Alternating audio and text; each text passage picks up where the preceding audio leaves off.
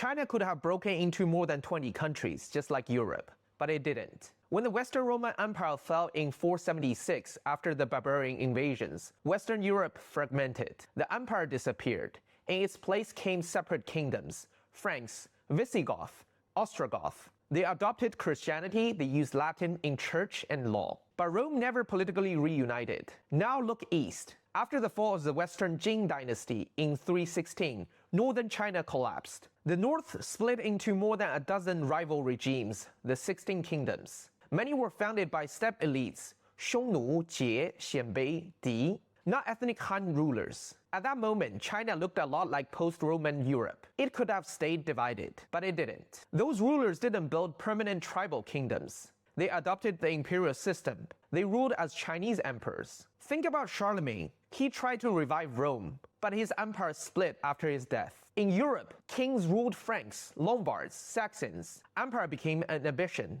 In northern China, empire remained the default. They claimed the mandate of heaven and governed through the existing imperial structure as Chinese emperors. That's the turning point. You wanted legitimacy? You inherited the empire. You didn't rule your tribe, you ruled China. They didn't create parallel ethnic states. They entered the system, which brings us to Han. The term came from the Han dynasty, but by the 4th century, it wasn't about blood. It meant belonging to the political and cultural order. Over centuries of war, migration, and intermarriage, many former outsiders became parts of that expanding category. That's why modern Han Chinese are not one ancient bloodline. They're the result of long-term assimilation. Some communities remained distinct. Many joined the larger system. Europe accepted division. China expected unity. Same barbarian invasions, different political imagination. Han wasn't a bloodline. It was a membership system.